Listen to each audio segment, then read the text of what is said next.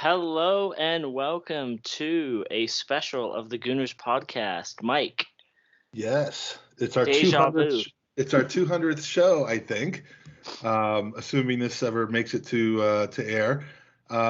You're looking good with your new haircut, your Arsenal top, your headphones, which are pointed straight up in the air for some reason. You know, it's supposed to go next to your mouth. Yeah, but I feel like if I do this, it's too loud. It actually is. Being anywhere close to you is actually too loud. But enough of this Banter. witty banter that we're known for. Today, for our 200th show, we have with us a great man. This man is the person in the entire world actually whose hand I last shook. Even though it was about 5 weeks ago. We have a rule on the podcast that whenever I go 5 weeks without shaking someone's hand, we have to have them on the podcast as our 200th episode guest. So that's contractual. We wanted to have him on anyway, but this was the time. He's a 2-time league winner for Arsenal, a 1-time League Cup winner. He helped bring home, Andy, the biggest trophy in the history of Arsenal Football Club, which is the Centenary Trophy for the Football League in 1988. He played a huge part in that. He did. He's a scorer of 21 league goals for Arsenal. He's a 2-time New York Times best-selling author, Pulitzer Prize winner, Nobel Peace Prize winner, pub drinking contest winner, and someone whose world we are all just living in. Welcome to the 200th Gooners Podcast, Sir Perry Groves, Esquire. Thanks for joining us. How are we doing, guys? You actually forgot my O-level C grade in English. I didn't revise either. And you knew that, Mike. I did, and the funny thing is I did actually know that, and I didn't even have the presence of mind to add that. I am a shit journalist. Perry, I would like to apologize on behalf of all Gooners everywhere for his failings. Well, I think the clue might have been in the Pulitzer winning prize. True. The Booker Prize winning, exactly. So you can't write a book without having a C grade O-level.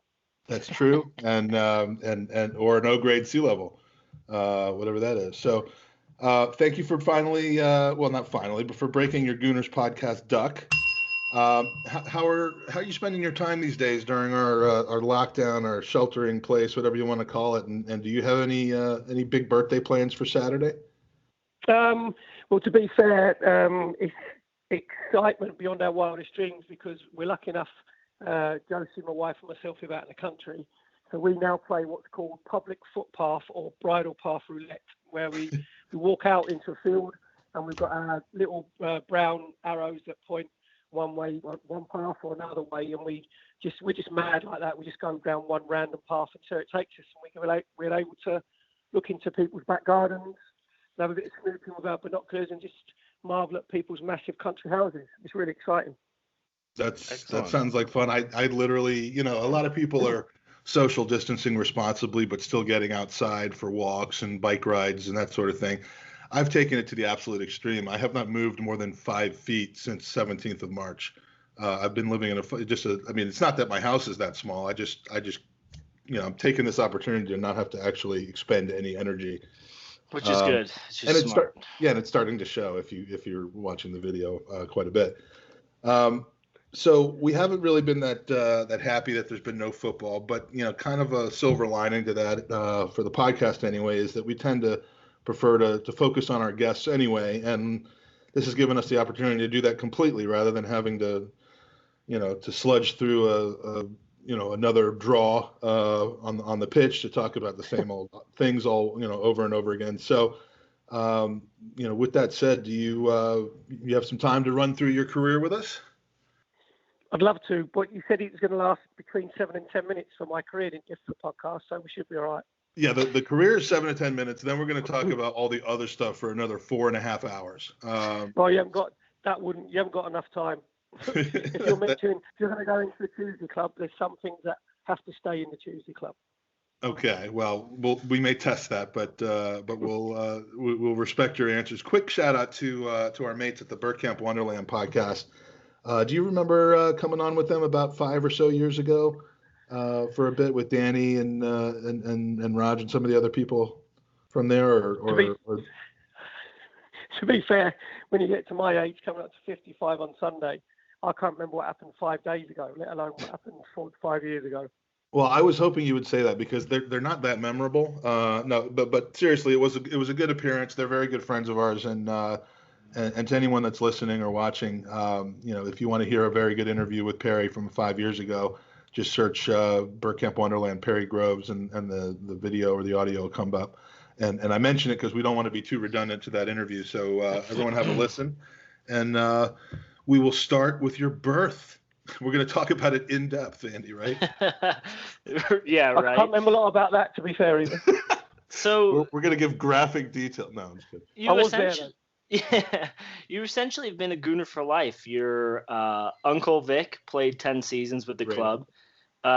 So tell us a little bit about kind of, did that start the Arsenal love, or how did that come to fruition, to birth, as Mike would say? To be fair, if you're what you call the difference between supporting Arsenal and being a Gunner and being a Gooner. And a Gooner means that you have no choice. It's in your system. So it's the nearest thing. I'm not a particularly religious person, but the Gooners are the nearest, that are my religion. So you mentioned their dad's Uncle Vic Groves played in the 50s. He was actually club captain. And so at least I was the second best player in our fact. Actually, I was the third because my dad said he was better than me. So I made it into the top three in the Groves family tree of footballers. But so it just comes from my dad. I used to go and watch Vic play at Highbury with my granddad. And they came from a real footballing family, actually, because there was three brothers who played. There was Bunny and Reggie, and they both played for Walthamstow Avenue, which was a massive club in the East End of London. They won the FA Amateur Cup, I think, 3 years on the trot. So there was a real footballing sort of tradition there. So I did a choice, and quite rightly, my two boys, Lewis and Drew, they had no choice. So they're massive Gooners, and that is basically the rule of the land. And there was no desire whatsoever to possibly have any kind of fascination with any other clubs, any other big English clubs until you were 14 or anything like that? No, so you're just trying to lead me down one of these. I'm just taking it from your book, Perry. With a cul-de-sac. So no, what it was when you're a kid, obviously I was a Gooner, but most kids want to support a team that's winning all the time, and Arsenal were particularly great through the 70s, obviously winning a double in 71, and then we got to the FA Cup final over here in England. Was the biggest game of the season. It was the only game that was live on TV, apart maybe from World Cups and England matches, but the domestic game, that was the only one. And the Gooners got there, obviously, and played Manchester United. At the time, Manchester United had a really exciting team. They had 2 flying wingers, Steve Coppell and Gordon Hill, and the Greenough brothers were playing, Stuart Pearson, and they were just playing exciting football. And I like their kit. I like their away white kit with the black stripes. And obviously we got to the final against them, 2-0 up, 2-2, and then Alan Sunderland scored one of the best goals ever winning goals in a cup final with his home perm and his curly hair, one of the best celebrations. So if there wasn't a doubt, but if there was any sort of, if I was flirting with another team, it might have been them. But obviously Alan Sunderland from Graham Rix's Cross, who I was lucky enough to play with as well when I got to the Gooners. Yeah. Then that was put to bed in 1979, but it was never really on. So we have Alan Sunderland to thank for many Gooner decisions, and just like Michael Thomas has done the same for a new generation, and on and on and on. And I'm just taking the piss with regards to Manchester United. I was surprised to see that in your book, actually, because I had always assumed it was 150% from birth. So I was just thought I'd bring that up. Do you know? You can't, Mike. What it is, if you'll talk about the book, which is still available in, I think, in Poundland over here and all the stuff. If you're writing a book, one thing I said to the publishers and John McShane, the ghostwriter, wrote it with, is it had to be brutally honest. There's too many autobiographies that faff around and they think everything's lovely and rosy in the world and no one doesn't like anybody else and everybody had a great time.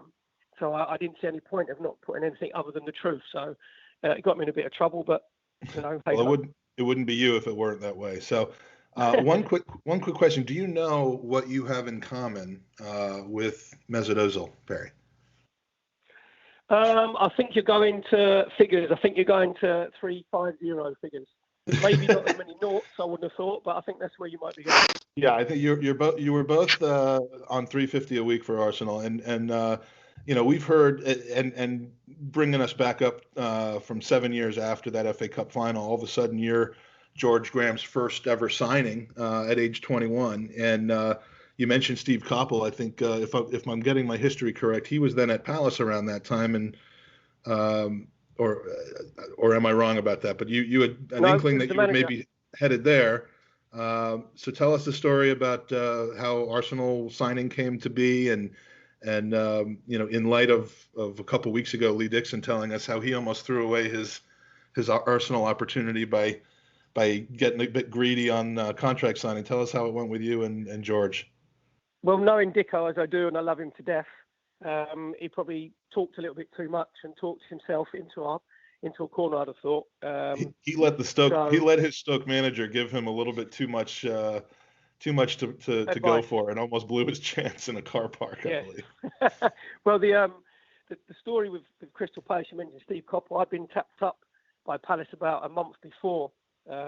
Ended up going for I wasn't saying negotiations, but it wasn't negotiations because I was coming from Colchester, so I had no negotiating platform, to be fair. So, and they'd phoned me up 4 weeks before and said that they were going to develop a young team. They were in Division 2 at the time, which is now the Championship. Obviously, Steve Coppell was manager. They wanted a young, vibrant, fast-paced team, and they'd just seen this player playing non-league in Sunday football, actually, a young black centre forward playing in Sunday football, and his name was Ian Wright. So God knows what happened to him. His career went one way, mine went the other. But they randomly wanted me to play up front with him, and no one had ever heard of Wright before. I hadn't, because he wasn't even playing league football. So I thought I was going to go to Palace, and then it transpired that my financial advisor, John Hazel, said that on the 2nd of September, which was the Tuesday, that Arsenal put in a bid for me had been accepted, and I thought he was winding me up. I thought he was trying to be funny. So I told him the second word was off, and then we got on the train at Colchester, up to London, got on the Underground, headed to the Piccadilly line, and I said to him I thought he was being really cruel, and it weren't funny anymore, and I was getting angry because he knew what I was doing. I'm still at Palace. So we ended up at Arsenal Tube Station, and my brain works. So I thought, I know what's happening.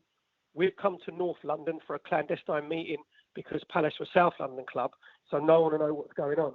And we left out of Arsenal Tube Station, went to Alnor Road, turned right, started to walk up the slight incline up Alnor Road, and got outside the Marble Halls.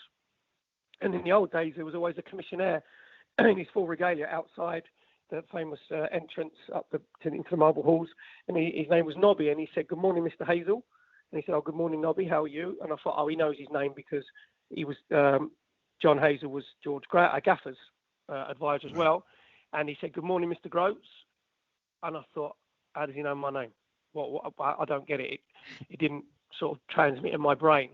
And I thought, oh my God, this must be true. I must be coming to, if he must only know my name because Arsenal know who I am. And then it was a bit of a haze, to be fair. And Ken Fry came down, who was the club secretary at the time, introduced himself, said the manager, Mr. Graham, would like to see up in his office. So I went up this big, obviously, marble staircase, massive, the biggest oak door I've ever seen. And my heart was racing because I'm thinking, this is my club. I'm coming to the Gooners. And I went into George Graham's office, and you've probably seen the Wizard of Oz, one of the final scene where they meet the Wizard of Oz, and he's on this massive throne, isn't he? Like rather than chair. So George Graham sitting on this like 20-foot high, which seemed like a throne, and he put me on a little milking stool so that he could obviously sort of look down at me and. Yeah, that's a negotiating tactic for sure. Very much so. Exactly. Yeah. So then he started to say that he'd followed my career of interest. He was manager of QPR youth team, and we played against them for Culture youth team in the FA Cup. They had a plastic pitch. We were getting battered 5-6-0 at the time. And I said, "Oh, did you notice me because my touch was good and, my technique and I was, running there?" He said, "No." He said, "You didn't shut up. You didn't stop moaning and groaning." He said, "I could see the passion and desire. I'd never seen someone work as hard when their team was losing 5 or 6-0. We ended up losing 7-0. He said, so that stayed in his head. Then he was manager Millwall. He wanted to buy me then. They didn't have enough money. He said, I'm going to completely change this club around. It's drifting, unachieving. There's a lot of players here who are talented, but haven't got the heart and desire. That's what you have. I can't put that into players. I can make players technically better. I can make them tactically better, but I cannot put heart into them. So he said, I like what I see with you. You're very raw. You're very rough. He said, this isn't negotiation. He said, this is what you're going to have. We'll give you 350 quid a week. And I thought I was going to buy a helicopter. I thought I was going to buy maybe an island because I don't know, 150 quid a week at Colchester. So I was more than doubling my money. 3-year contract, which I'd never had. I've only ever had a year's contract before, been in the 4th division. 150 quid appearance money in the first team. He said, but don't worry about that because you ain't going to get nowhere near it for about a year. So I thought, thanks for your confidence. 350 quid a win, but don't worry about that because you ain't getting nowhere in the team. £5,000 a year sign-on fee and £5,000 relocation fee. So in my head, I thought, oh my God, this is unbelievable. I'd pay them to play rather than them paying me. But I remember what my dad had told me before. He said, son, when you go for negotiations, never accept the first offer. They'll always try and get you for as least as they can. You want to go for as much as you can, and normally you come somewhere in the middle. So in my head, I thought, this is what I'm going to say. I'm going to say, thank you very much, Mr. Graham, for your offer. I think I'm worth more than that. I want £500 a week, £10,000 sign-on fee, and £250 appearance money. That's what was in my head, and I was very composed. I gave my shark eyes, very poker-faced, and out of my mouth came, thank you very much, so someone else had come running in the room. I thought, what's happening there? So, but to be honest, guys, for me, it wasn't, and I've always said this, I never played football for the money. It was never about the money. It's because I loved football. I wanted to be as good as I could be. And when I left Colchester, a lot of people in the Colchester area said, oh, he's going to fail, go from 4th division to 1st division, one of the biggest clubs in the world. He's got no chance, too big a step. And that didn't bother me. I wanted to go and prove myself. And if I went there and it didn't work out, I could always go someone else. But how could I be in a Gooner? I'd have given anything for 1 minute to pull on the Arsenal jersey and play in the first team. Yeah, and that's, I guess, the difference between you and a Lee Dixon who, this was a great move for him, but he wasn't Arsenal from birth, and so I think he probably it was a little bit easier for him to listen to his advice, and I'm glad that you didn't. To be fair, though, I'm not being funny. Dick, I was coming from Stoke. People pay to get out of Stoke. Well, that's true. So I don't see where he's negotiating was coming from, to be honest. That's a good point. I didn't think of that. So from a football perspective, Perry, you were kind of in the middle of a George Graham player revolution where you see Samson, Rick, Champagne Charlie on their way out, making room for guys like you, Dixon, Winterburn. But your first season to your second, the outcomes are quite different. You go from 4th place in a League Cup in your first year to 6th place and losing to Luton in the League Cup final. Yeah, I know. I actually have that program sitting behind me. So at that moment, in your toilet. He's actually on the toilet right now. Unfortunately for me, my uncle was a diehard Luton fan, and when he passed away, that's the one thing I took from his house because he liked to remind me of the greatest moment of his life was against Arsenal. Cool. So I was like, all right, at least I can keep that until his son's old enough. But so at the moment in time, knowing everything that was happening at the club, did you feel something special could be in the works, or were you a little bit disappointed from going, League Cup final to then regression? What was kind of the vibe in the changing room amongst the players? To be honest, footballers are very selfish by their nature. Even though it was I was going to my club, you're more worried about yourself and your place in the team, and I was more worried about making sure I reached George Graham standards so I could get in and around the first team. So, like as you said there, the first year was. For me, it was like a whirlwind because the beginning in that summer, I'd watch Kenny Sansom playing in the World Cup for England against Argentina, with in '86, the famous hand of God against Maradona.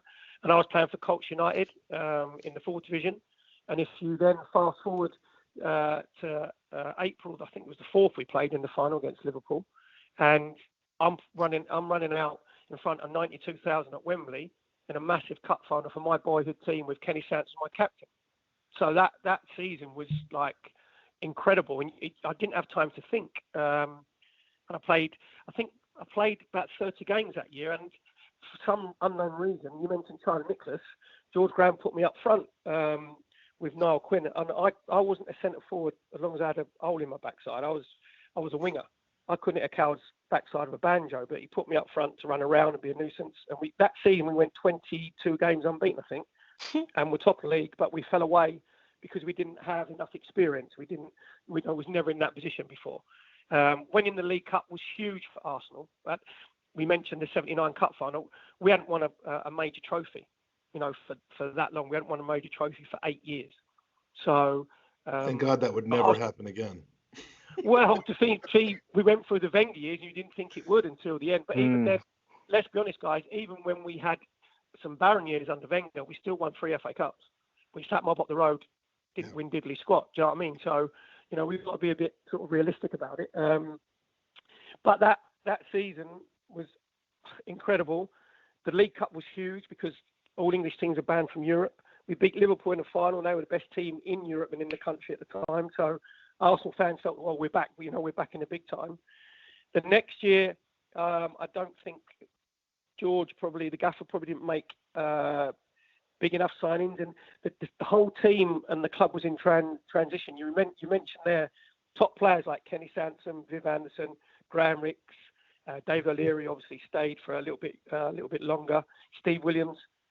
So the gaffer was gradually getting those out, and it was more of an evolution rather than revolution. He was gradually easing them off because they were on big money and getting players in. If you think about his transfer successes early on in his career, when you mentioned he went and got Lee Dixon from Stoke, Steve Bold from Stoke, Nigel Winterburn from Wimbledon, Alan Smith from Leicester, Kevin Richardson from Watford, myself from Colchester United. So he wanted a hunger and a desire, and all those players had that. And again, the thing that it doesn't annoy me because I can't be bothered getting annoyed because it's too negative, but you have this thing about the class of '92, from Manchester United. If you look back to our team, George Graham from the youth team, he ended up having Tony Adams, Martin Hayes, Niall Quinn, Paul Merson, David Rocastle, Michael Thomas, and then another batch came in with Kevin Campbell, David Hillier. So he was doing that before then, and you had that real good mixture of, youth being hunger, and you have to be good enough. You don't get put in just because you're young, you get in because you're good enough.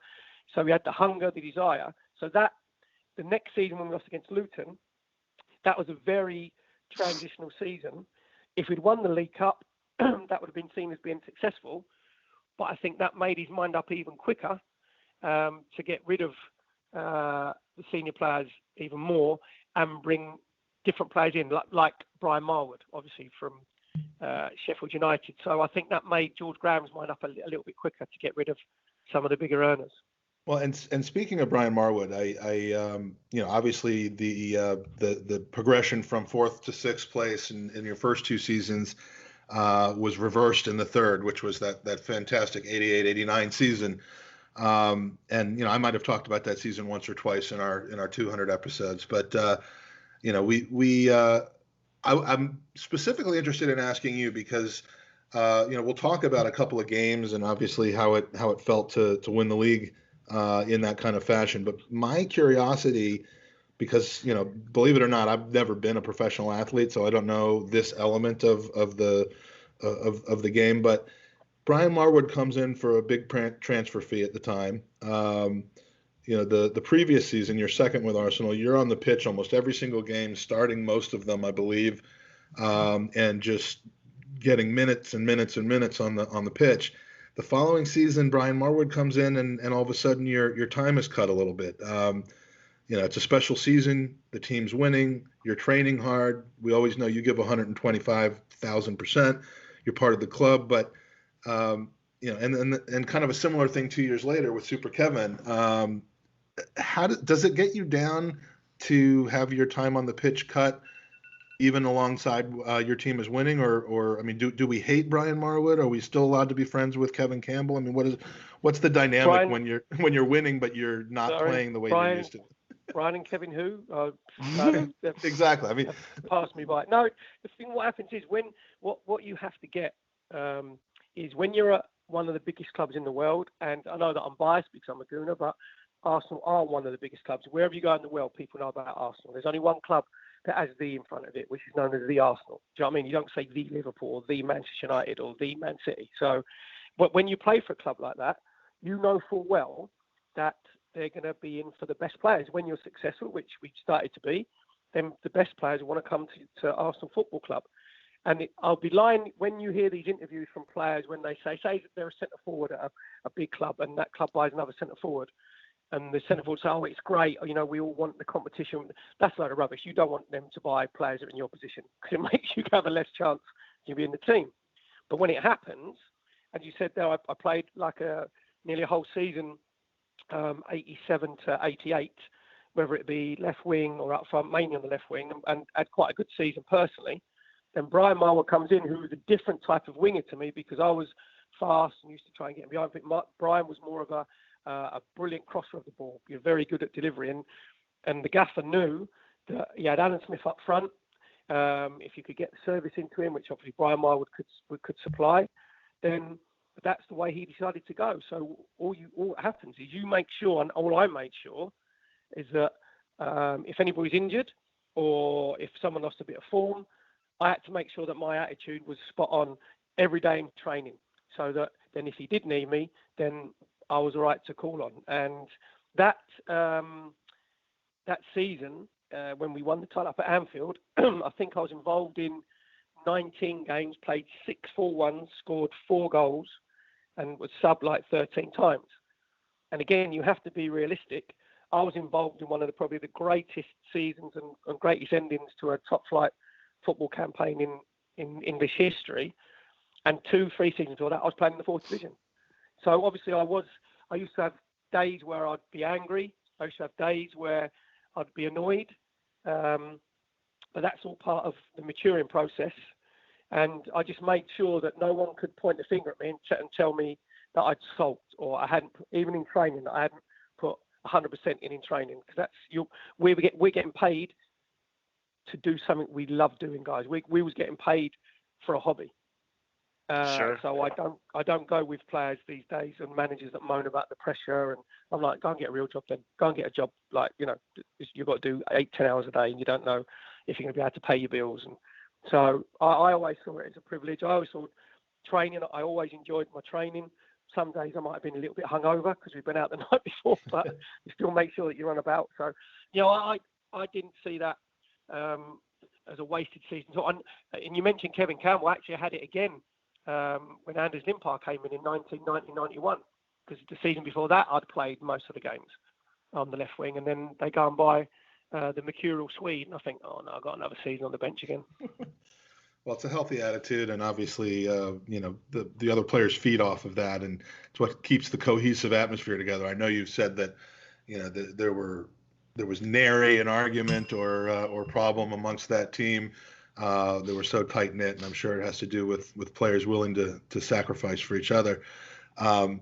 Speaking of sacrificing for each other, Andy's going to sacrifice for me because I'm going to bring up May 26th, 1989, 76th minute, up 1-0. You come in as the final sub for Boldy. It's obviously at that point kind of a needed tactical shift from a more defensive 3 to 5 at the back, depending on how you look at it, to a more attacking 4-4-2 with you and Alan Smith up top. How do the nerves work where you're watching 80% of the game go by outside of your control from the bench, knowing it's, you know, literally up for grabs at 1-0 and you've got 15 minutes to make your mark? I mean, how do you come into the game in that circumstance? No, to be honest, there are nerves and butterflies, and I don't believe any player that tells you they're not nervous for a game. I don't believe them, because if you're not nervous, then it doesn't mean enough to you, because you know you have your thoughts about your performance in relation to the team, your performance over to the fans. Do you know what I mean? So there's a lot going on. I had the bit of the ump because he put Hazy on before me, and yeah, it was 3 very minutes. rare that we had. Yeah, it was very rare that we had 2 forwards on the bench. In that season, you had 2 subs only, and the gaffer normally always had a forward and a sort of defensive midfield player who could play at the back as well, you know, just to cover up like all the positions. But that was in his tactically. George Graham was a genius, and he got that right all the way through. You said there we play 3 centre halves. We all thought it was mad because we had to win by 2 clear goals. Why would you play another centre half? But his big thing was get in half time, not concede, because if we concede, we ain't scoring 3. So tactically, he was genius. His team talk was unbelievable. At half time, it's the only time ever I can remember him not digging out any players at all. He said that everybody had carried out, their instructions to the letter of law. Maybe we could be a bit better in possession. Normally, if you're 4-0 up, it'd pull you to pieces on what you've done. Whether you centre forward and scored 3 times, he'd say you hadn't hold it up enough. He was very, very strict on that. But and he said, I can remember in the team talk, he said, if we get into 0-0 at half time, he said, if we can nick a goal, he said, everything will change. He said, they will start having doubts and the fear will set in. He said, then I really fancy us. And I was watching the game, guys, obviously, which was I didn't have to pay to get in, so that was a major result. So I was watching the game, and when Smudge scored with his nose, I could see the body language and the faces of the Liverpool players change. Now, you've got top players at the time, like Peter Beardsley, John Barnes, Steve McMahon, Alan Hansen. You could see that the doubt and fear crept into them, and even the noise at Anfield, it went like a deathly hush and a bit of tension just to think we could actually lose this. So, and then obviously Hazy went on, and then he put me on it. All he said to me was, Grosey, they look a little bit tired. He said, all we've ever worked on, he said, just get in the channels, get behind the fullbacks, take the centre halves out of position. He said, because I fancy, I think you could win it for us. Now, it was obviously trying to big me up, but I just wanted to be on the pitch. I just wanted to get on the pitch and try and help my team. That was in your head. That is all you think that you can do. And I've watched that match a lot, and most recently, just a couple of days ago, I watched from minute 76 on because I wanted to refresh my memory on specifically your role in those last 15 minutes. A lot of high pressing, a lot of chasing down, a lot of running around, not a lot of possession, other than one episode right near the touchline. But certainly you were trying to take advantage of their nerves and fatigue. But let's fast forward to the final moment, because as Lee Dixon collects the ball or passes the ball up to Smudge, first touch, you're in the middle of the pitch at that point and running out towards the right wing, of course clearing the back, as you like to say, but you're running out into the right wing into some space, and Alan Smith actually has really 2 options, it looks to me. One is the fateful pass he makes to Michael Thomas. The other is to play you into space on the right wing. Were you wanting the ball, thinking that the ball might be coming your way? You've said it's better to have been Mickey Thomas than you to be put in on goal. But can you recall your thinking at that point? Did you want it, and did you think it was coming? Yeah, absolutely. I'll take you a bit back before that, Mike, to be fair, because if you think John Barnes had the ball in our left back position, and he should have run it to the corner, and he should have wasted time, and he didn't. And Kevin Richard, little chicken legs, he dispossessed him. So you had one of our centre midfield players in the 93rd, 94th minute, socks around his ankles, breathing out of his backside, legs are gone, chasing back, making sure he dispossesses John Barnes to give it to Lukey. Now, Lukey should have actually booted it. Why are you throwing it out when you've got a minute to go? Lee didn't want it. Up the pitch. Lee didn't want it at all. Yeah, he said but Lee's being a little bit disingenuous himself, because what happened then was all muscle memory. And they say that the great sportsmen, I'm not saying we were great sportsmen, but all the top sportsmen, they go into automatic pilot, we don't really think. That move for the goal, we had done thousands and thousands of times in training, what's called shadow play, where the goalkeeper gets it, he throws it out to the right back because they split, so Lee Dixon splits. When Dicko gets it, he's taught the first look is, can he play it into the centre forward? The second centre forward, which is me, I have to make him a run behind Alan Smith to dislodge, obviously, the centre halves. When it comes into Alan Smith, then Michael Thomas, who's the nearest midfield player, he has to get close to Alan Smith for the layoff. So that is all muscle memory. And when you're doing it, sometimes you think, oh, this is boring. But when it becomes repetition, Lukey didn't think, Dicko didn't think, Smudge didn't think. You think, but it's robotic. You go into this automated mode, and that's what happens. Top sportsmen do the right things 90% of the time. And that's what happened in that, with Dicko's ball into Smudge, which was the right decision. Smudge's touch, which was good. My running behind Alan Smith to take the whole back four away, so they knew where the cover was, so they all followed me. But it's all like, I run over to right wing, then Michael Thomas makes sure he's the third man runner, which is the supporting man. Then Smudge lays it off, and then Tomo has a little ricochet where he tries to flick it over Steve Nicol. But all of that, people have to remember, was done in the 92nd minute when you're playing against the clock, and all of those players made the right decision at the right time in the right order. So would you say you knew the ball wasn't coming to you then? Because of I didn't know. No, because that's Dicko's choice. Dicko makes his choice whether he puts it in the channel into me or he puts it into Smudge. So then he makes the choice to put it into Smudge. Smudge then shows. I go behind Alan Smith. Tom. So what I'm saying is we've done that probably 50 times, 60, 70, 800 times a week. That's fascinating. I've heard a lot of people, obviously the 1989 movie from Amy Lawrence and Lee Dixon, with your contributions as well. But I've heard a lot of people speak about that moment and have never heard that it was essentially a set play or set piece. Well, we've heard about the free kick that Alan Smith scored off of and how much that was practiced, but never the final couple seconds of that game and the way they played out. Well, the thing is, what it is you do what's called shadow play and functional play. So you'll have a couple of players against you. So as I said, the fullbacks will split. Then it's thrown out from the goalkeeper. Then the fullback has a choice. He either puts it, first look is forward, is into Alan Smith, or the second centre forward is me. If that's not on, then you play it out to the winger's feet. If that's not in, you try and go into midfield. If that's not on, you go back. Do you know what I mean? So then Smudge is the man who shows. If he shows to feet, the second centre forward's job is to run in behind, so you stretch the defence. The midfield player's job is to then support. So what it is, it's in free play, obviously, but it's all completely in everybody's brain because you've done it over and over and over again. So you have to have the fortitude, the mental fortitude to be able to carry that out. So like Dicko saying he didn't want it, he sort of run away. He's being very self-deprecating, really. I could see these are the headlines already from the Gooners Podcast unearths new fight between Lee Dixon and Perry Graham. There's only one winner there.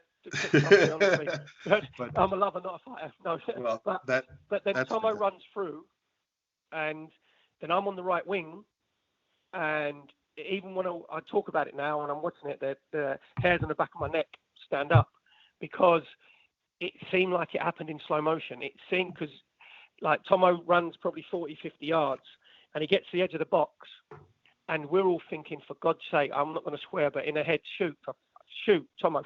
You're going to get tackled. You're going to get tackled.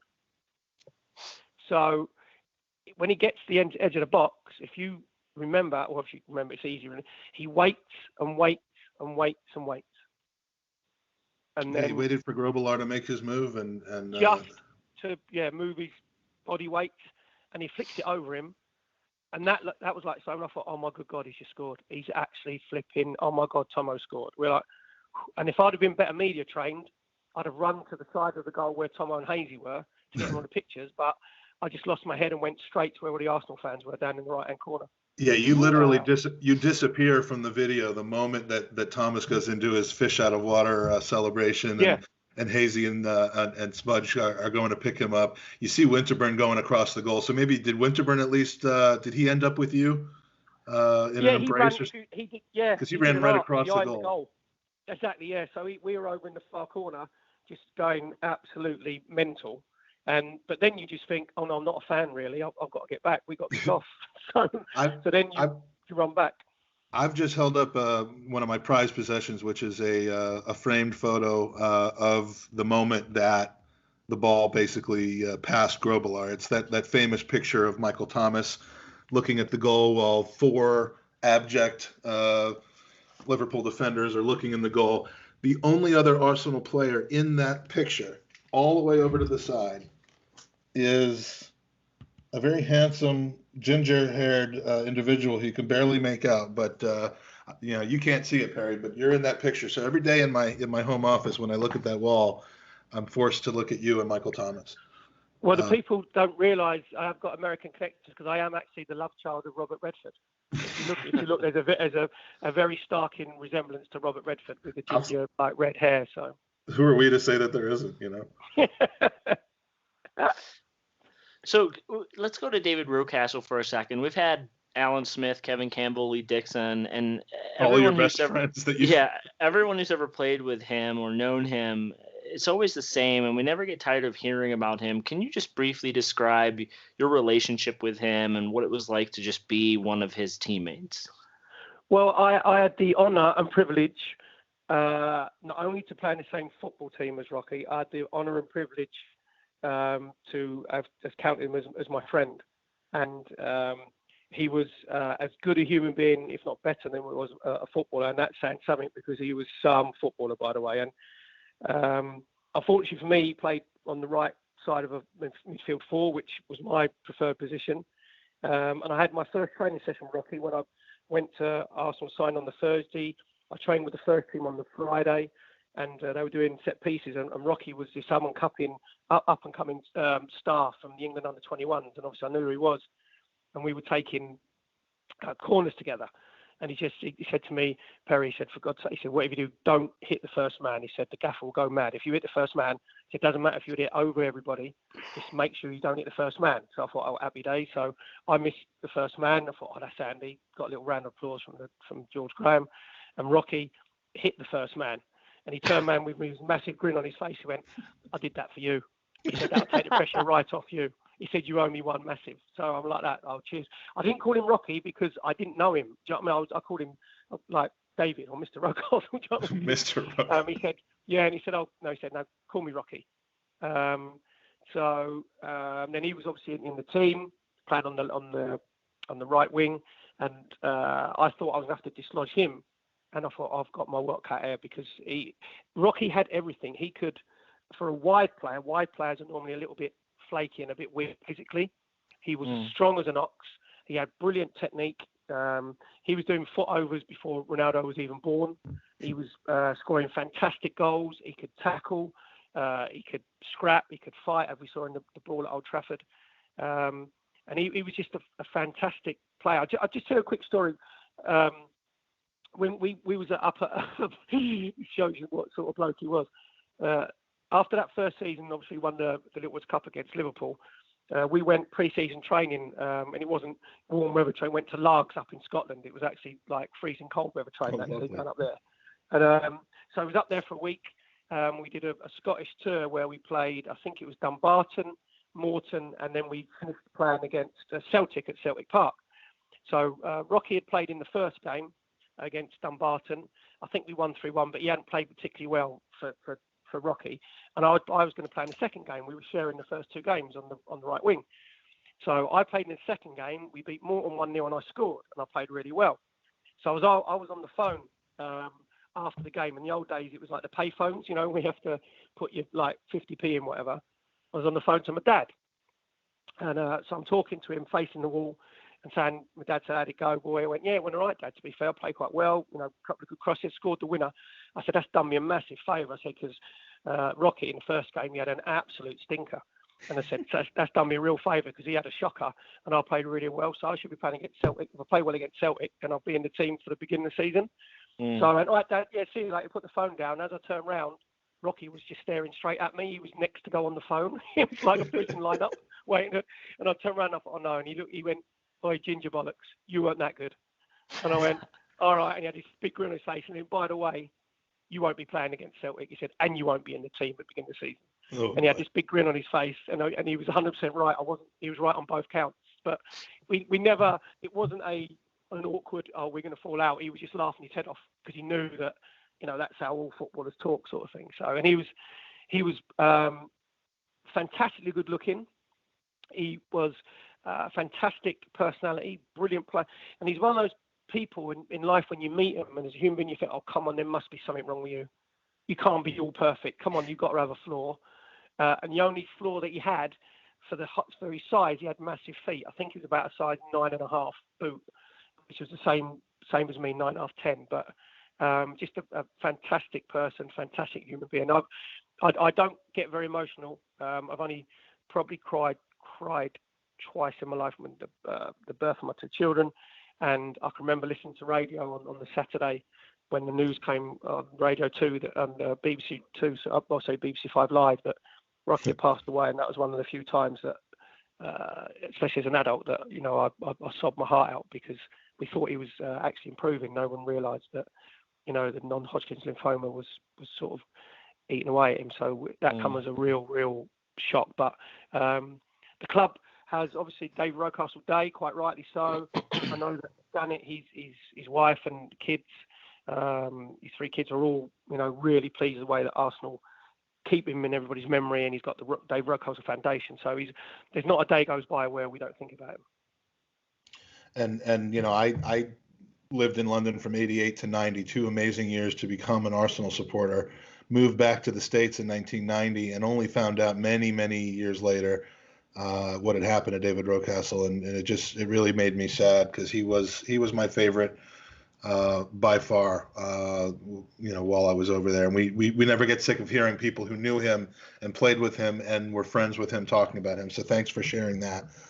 Do you know what, guys? Just quickly, if there's new Gooners listening to the podcast, or Arsenal fans a bit younger, if you want to see one clip that epitomises what everything David Rocky was about, we played Manchester United at Old Trafford, and Rocky picks the ball up just in the centre circle in Manchester United's half, and Paul Ince and Brian Robson come and close him down, and he does a foot over. He goes in between both of them, gets away from him, gets to about 35 yards out, looks up, sees the goalkeeper off the line, and chips the goalkeeper, which is Peter Schmeichel. So that is just exalted company, that you're talking about, and that's what Rocky could do to the best players in the world. So that one clip, it makes me smile every time I see it. You think that is exactly what Rocky was about. Absolutely, I think that was October 1991. So definitely take a look at that. That was his silkiness on the pitch. Now you've referred yourself to yourself as kind of a cult hero, not a legend, but you are a legend, whether you like it or not, because the Emirates tour, it advertises you as such. So, I mean, are we getting shortchanged, or are you just being self-deprecating there, because you are one of 3 Arsenal legends that are in the regular rotation? Well, the other 2 are proper legends, like Nigel playing over 500 games, and Charlie George obviously scoring that iconic goal in the 71 Cup final and being part of double. I think Colt is better. I think, to be honest, if you're described as a legend, I think legends have to be like the top players at the club, when you go into the Vieiras, the Liam Brady's, that sort of thing. I was probably the next level down, but I think what's happened as time's gone on, I think fans maybe look back and they look at me as if to think if they had the chance to play for Arsenal, they'd have to play like I played. They'd have to run around and give 100%, because fans know that we're mortals. You couldn't do what the Bergkamps do. You couldn't do what Henry does. Do you know what I mean? That's fantasy football. But if you played, I played like a fan, and they look and think, right, the prerequisite, you have to give 100%. And I think these days, there's a lot of players, including some at our club in the past, and even now, where you can look at them and think, I just wonder if it means enough to you. I just wonder if you're giving it everything that you have. So I think what's happened, one day I could give Stuart Pearce the best left back in the country to run around. The next day my nan could mark me out of the game. But there's one thing when I come off the pitch, no one could ever level at me that I hadn't give 100%. And I think that's what happens, right? In the Ray Parlour sort of mould as well, those sort of players. Yeah, and part of the legend, I believe, is the storytelling, and having done I've done a lot of Emirates tours. This one last month was my second Legends tour. I've done a lot of self-guided ones as well. The first was with Charlie George. Just an awesome experience. Great to be able to meet him and hear his stories, but entertaining as hell, man, Perry. Last month, my friend from St. Louis, Rick, and I'm guessing you may not remember everybody that comes through, but this had to have been your last or nearly your last one before the shutdown, and just really enjoyed hearing you talk about your experiences, about the stadium, of course, that you never played in. And my favorite part of the tour was when you almost knocked the mofo out because he was taking video of you while you were being candid. You didn't actually do that, but you had to ask him because I think you were giving some refreshing, candid information about a certain person and didn't necessarily want it going viral. Well, the thing is, Big Brother's always watching you, so you have to be very careful. So, I love. Again, I'm privileged to do the tours. Do you know what I mean? That's like a busman's holiday. So I don't see that as work. I'm showing people around my club. Do you know what I mean? And I know the Emirates wasn't part of my history, but I still see it because I've been at the games where we've had memorable games against Barcelona when we beat them 2-1, and Jack Wilshere was unbelievable. We know Thierry Henry comes back and scores against like Leeds in the FA Cup. So, it's still the club's still in my DNA. So if that passion comes across in the tours, then that's very kind.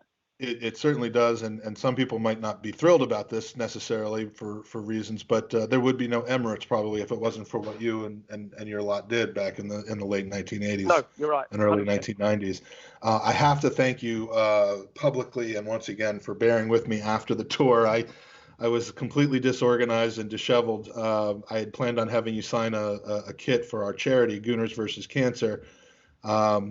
Asked if you would wait for me for just a moment while I ran into the shop, breathing heavy, sweating all over the place, brought the kit back to you, and you stood next to your beautiful car in the car park and signed it for us. So I appreciate you doing that. You probably were like, whatever will get this guy to leave me alone. Not at all. No, I appreciate that. There'll be a time when no one asks you for your autograph. I don't go with players who can't have the time to sign, whether it is shirts or books or, have a photo taken, because I look at it and think, how far up your own backside must you be if you haven't got time for another human being? It's ridiculous. That is the sad truth. Yeah, because there will be a point at which people are going to stop asking us for our autographs, and right, yeah, and I'm bummed by that. I'm really bummed by that. Thanks again for supporting the charity, and if you could just say a quick hello to the South Bay Gooners. They were the ones who helped us raise a lot of money over the summer during a fundraising event, and in turn won the legend and cult signed jersey from you. So the South Bay Gooners are from San Jose, California. Big up here to the South Bay Gooners in South Bay. Is it South Carolina? No, it's South Bay is actually near San Francisco in San Jose, California. Okay, yeah. Big up to the South Bay Gooners in San Francisco. Keep the faith, and don't forget, my old man said, "Beer." I said, you can fill in the blanks, boys. Beautiful. So I've got 2 out of the 3 legends done. I got one more to go. So Nigel, watch out. I'm coming. So do you have a few minutes for some questions from our podcast users? Yes. If you would be so gracious. Yeah. All right. We have a question from Tom Canton, aspiring journalist. How did it feel to be a footballer? That's actually not a serious question, but because there's a long story behind that. It would have been funnier if Andy was on the line right now. But from Rufus in Virginia, does it bother you that your transfer fee when you signed for Arsenal from Colchester is exactly the same amount that Mesut Ozil earned for whatever he did yesterday? No. Not at all. The thing that bothers me in the papers, I thought I went for 75 grand, and in the paper said 50 grand. So I just wonder where that other 25 grand went. That's what might have been maybe it was exchange rates. Did they pay in dollars or euros? Well, there was no euro. There might have been a little like a brown envelope somewhere. Who knows? But no, it doesn't. I'll tell you why. I've just been to it because I had from 16 to 30, I had 14 years playing professional football, and 6.5, 7 of those are playing for my boyhood team and my club. So I look back and just, I don't begrudge the players the money they're getting paid now, as long as they run around. It begrudges me when I see players moaning and groaning and looking like they don't give a rat's backside. That's what I get the ump with. Because, as I said, you're getting paid. You're in the privileged, probably 1 or 2% in the world that's getting paid to do something that you love doing. And it comes to an end very, very quickly. So just run about. So I don't begrudge them. Just if I could have been born maybe 10 years later, I've been talking from some tax-free exiles out of Haven somewhere probably, but that's if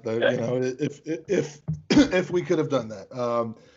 From Masked Gunner, who he had two questions. One of them is, and I have a feeling I know your answer to this, but one of them is, why should we, if you're going on a guided tour, why should we pick a Perry Groves guided tour rather than a Nigel Winterburn or a Charlie George tour? The second one is, and you can choose whether to answer one or both. Tell us your best story concerning Tony Adams. That's a loaded one. Why should come on my tours? Because I'm just a lot funnier than those two. So I'll give you some facts and figures, and I don't talk about myself. It's all about Arsenal, to be honest. So I don't really mention myself that much. So that's pretty good. But the other two boys tours are very good as well. So you've got quite a good choice. With Tone, to be fair, as I said before, what goes on in the Tuesday Club really should stay in the Tuesday Club. So I'll tell you one story not about anything maybe that he did on a Wednesday.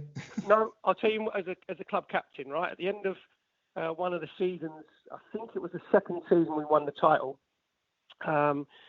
We were back in Europe. English clubs were back in Europe then, and our bonuses hadn't been changed for about 12, 15 years. So we said to Rodders, like nicknames for Tone, said, Rodders, go and see the gaffer. We're not happy with these bonuses. We want them changed. We want more, because it wasn't a league format then. It was the old European Cup where you played two legs home and away, right. And there wasn't a lot of bonus for the first, like the Premier rounds, first round, second round. So we said, we want them changed. If they're not changed, then we ain't playing. So he went to see the gaffer at London Coney, and we were all hiding in the bushes to see what the outcome would be.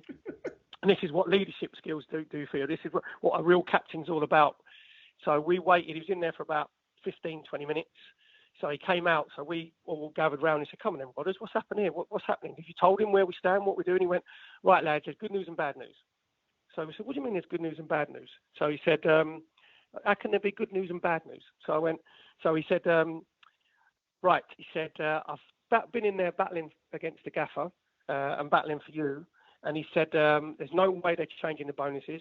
And if you don't sign that contract, you can get right out of this club. He's going to get rid of all of you.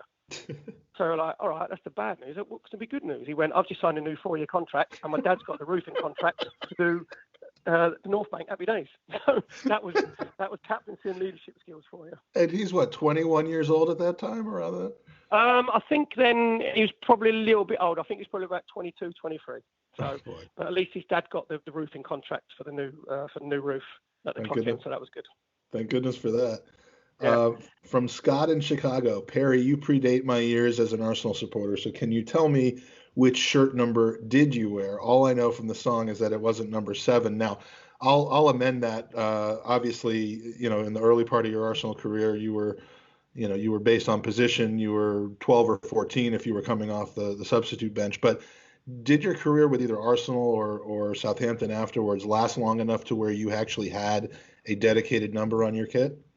You didn't have numbers back in those days. The squad numbers, it was always just 1 to 11. So if you played right wing, you played number 7. You played left wing, you played 11. So I think I wore every shirt, outfield shirt. So from 2 up to 11, and then 12 and 14. So I was just hence the song, but even towards the end of your career, because I was looking, I know that the names on the back of the jerseys started with our League Cup final against Wednesday in, I guess, 93. That was 92, 93. That's when I went to Southampton, and I wasn't quite sure whether that continued on in the next league season, and whether that meant that you had a number that wasn't going to change no matter where you were playing on the pitch. Yeah, that was when I was at Southampton, because I went there after the season started. Matt Letizia was number 7, so I was never going to give me a 7 shirt. Right? So I had numbers. I think when the beginning of next season, I had 17, but I never ever played with my name on the back, because that's when I got injured and I snapped my Achilles tendon. So I have a shirt with my name on it, but it was never used in anger. Well, the answer to the question then is Perry Groves is number 17. Exactly. Yeah. Have we got much more, guys? Yeah, we could probably do about two more questions if that's all right with you. Okay, no worries. Okay. From Tom Rosenhammer, I've heard that in addition to drinking challenges, You and the Tuesday Club boys also indulged in eating contests on away trips. If this is true, what did you eat and who could eat the most? This is technically not so much a Tuesday Club question, more of an eating question. No, I think that's an urban myth. What you got to remember in some of the autobiographies that you read, the players lie. So that was I've never ever drinking competitions on Tuesday clubs, maybe, but never ever. We didn't have enough time to eat. Eating was for wimps. It was more just about drinking than eating. Well, then I've certainly had eating contests, and I can share those in our 201st episode. And there were a few questions we didn't get a chance to get to. I appreciate the one thing I wanted to make sure that we covered instead of that, the Play with a Legend. This is a company that you started. Are you still active with Play with a Legend? Can you tell us kind of how it works? Yeah, I'm still involved with Play with Legend. I'm one of the directors. I'm not as hands-on as what I used to be. It was founded by Josh Landy, a very good friend of mine, and myself, whereby it started myself and Nigel played in a stag football game for a couple of Arsenal fans. Nigel's in one team, I was in the other.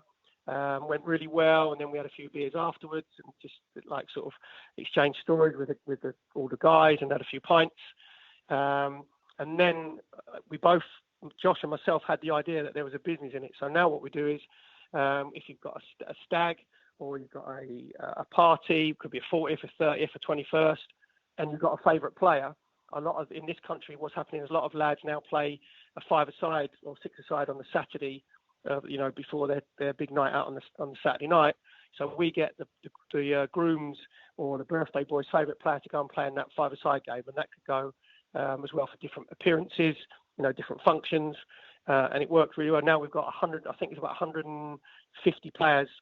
Yeah, I looked at the page. I mean, just to the Arsenal legends, they've got names like Sansom, Campbell, Quinn, Lukic, Adams, Thomas, Keown, Merson, Smudge, Seaman, Winterburn, Parler, Pettit, and Petit, and yourself. I mean, that's an amazing roster, and not even to mention that you've got Ali Adier, Gallus, Sylvestre, Matthew Upson, and U.S. President Jimmy Carter in there. So I mean, these are Arsenal legends, all of them. Yeah, well, what happens as well, the lads go and play. Some of them are a little bit fit than others. Some of them might need XXXXL shorts with a bit more elastic in them. But what happens is the lads play in the games, and then after the game, everybody, the players stay for at least an hour and a half, 2 hours in the bar, has a couple of pints, tells all the other players a few stories, which again, no holds barred, so there's nobody recording it. So everybody's happy, and it's worked really, really well. And it doesn't matter if you support Torquay United or support Colts United, whoever your favourite player is, then we can get them. And the look on the person whose party his face is, because they don't know most of the time that the player's going to walk in. So, you have the wow factor as well, which is really cool. Well, and that just seems amazing to me. I go to what is the website? Is it playwithalegend.co.uk? Yeah, or no, it's playwithalegend.com. I think, just go on playwithalegend.com and you can pick your own, like all your players in there. And even if the player that you want's not on there, then obviously from my connections, then we can get them. Well, you've inspired me. This morning I opened up a new company called Play with an Aging, Balding, Overweight American Jew. It's got nothing to do with football. I'll play to be fair, you can play checkers with me. I tick all those boxes apart from the American Jew, but the other lot, I tick those boxes, so I can do that as well. Yeah, American Jew, you can't really replicate that. You kind of have to be born with it, but exactly. But yeah, it's not about football though. You can play Rummy Cube, anything but Twister and football I can do. Quick thank you to Mark Brindle who brought us together after we had a great conversation with him last week. Perry, are you mad at him now, or are you guys still close? He's top man because he is in the Baldies Club as well, Mark, and he's a brilliant ambassador in charge of obviously the supporters clubs and the travel arrangements and people coming to Emirates and getting players to do things with supporters clubs like yourself. So I've known Mark a long time, and he's a proper gooner and a proper bloke. Well, he did us a solid by putting us in touch with you. I certainly appreciate it. You got 2 books, your autobiography, We All Live in a Perry Groves World, and Perry Groves Football Heroes. You considering writing a second autobiography to kind of refresh the first one so that you can fit this podcast in and a couple other things? I mean, it was 14 years ago. Yeah, to be fair, I've really enjoyed myself on this podcast. I had a great time, but it probably warrant, about 3 or 4 lines. I don't think people are going to pay the extra money for another book for 3 or 4 lines. I don't know. I mean, if that's the only interesting thing that's happened in the last 14 years, I got to wonder. But anything you'd like to share, publicize? We know you're not on Twitter. You gave me a great reason I wish that I had listened to about not being on Twitter. But where can people see, hear, and experience you? Well, obviously I do the tours. I work for TalkSport on Talk Radio, on the Jim White Show, and then do co-commentaries for TalkSport as well, which is really cool. So now I get paid to talk bollocks about football, which is good. So lucky enough, I'm still sort of involved in the game. Do the tours for the Gooners, work for Arsenal TV. So I'm now getting paid to talk bollocks, which is pretty cool. That's fantastic, and we love your bollocks talking. I had to add the talking part at the end to make sure. Perry, it's been a pleasure. Thank you so much for putting up with us for this hour and for the portions of the podcast that we won't mention from yesterday that didn't go so hot. But it's been a great chat. We appreciate you being with us on our 200th show, and just have a great week. Stay healthy, stay safe, and when this is all over, I'll be back over and hopefully have another chance to say hi to you. Brilliant. I've really enjoyed it, guys. Make sure you stay safe, and here's to the next 200. Cheers. All right, we'll have you on for 400. Thank you, Perry. Have a great day. Thanks a lot. Come on, you Gooners.